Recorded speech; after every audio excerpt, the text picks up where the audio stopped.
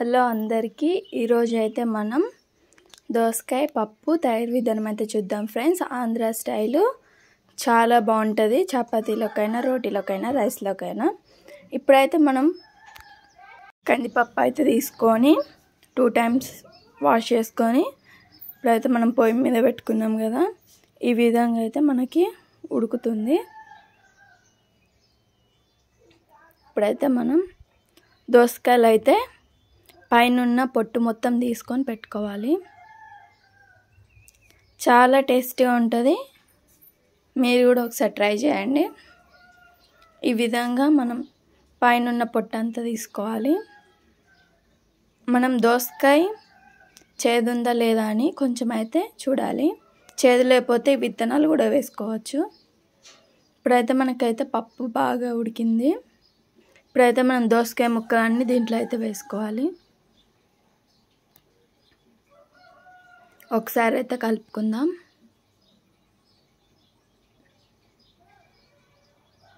ఈ విధంగా అయితే మనం కలుపుకున్నాం కదా, ఇప్పుడైతే మూత పెట్టుకుందాం. ఇప్పుడు మూత తీసి చూద్దాం. చూసారు కదా, ఈ విధంగా అయితే మనకు ఉడుకుతుంది. ఇప్పుడైతే మనం టమాటాలు అయితే వేసుకోవాలి, చింతపండు,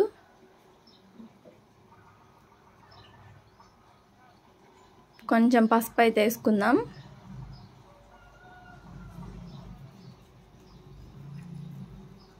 తర్వాత కారం అయితే వేసుకుందాం కూరకి తగినంత.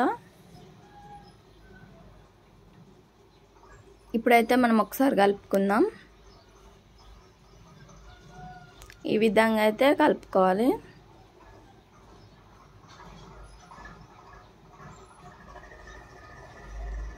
మనకు పప్పు అయితే ఉడికింది. ఇప్పుడైతే మనం చూసారు కదా, మనకు పప్పు మొత్తం చాలా బాగా అయితే ఉడికింది. ఇప్పుడైతే మనం పప్పు గుత్తి తీసుకొని ఈ విధంగా అయితే మనం రుద్దుకోవాలి. కొంచెం రాళ్ళు ఉప్పు అయితే వేసుకోవాలి. ఇప్పుడైతే మనం ప్యాన్ పెట్టుకొని ఒక 3 spoons ఆయిల్ అయితే వేసుకోవాలి.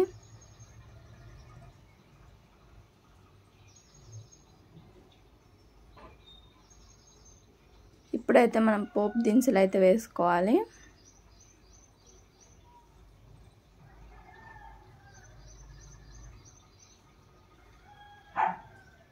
ఇప్పుడైతే మనం దంచుకున్న చిన్నులపాయలు అయితే వేసుకోవాలి, ఒక 5-6.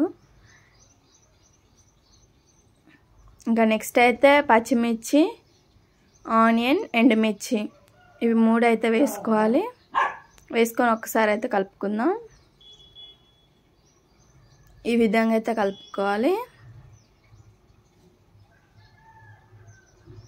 ఇవి ఫ్రై అయినాక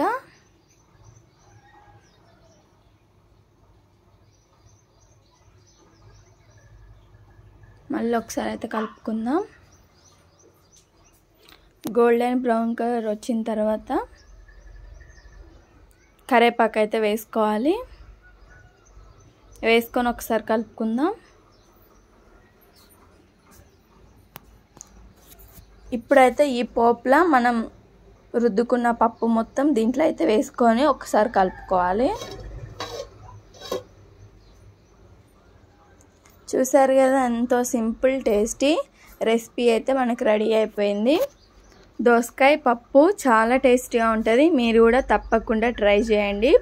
ట్రై చేసిన తర్వాత ఏ విధంగా వచ్చిందో కామెంట్ చేయండి. మన ఛానల్ కానీ ఫస్ట్ టైం కానీ చూస్తున్నట్టయితే సబ్స్క్రైబ్ చేసుకోండి. Like, share, subscribe. Thank you for watching. Bye.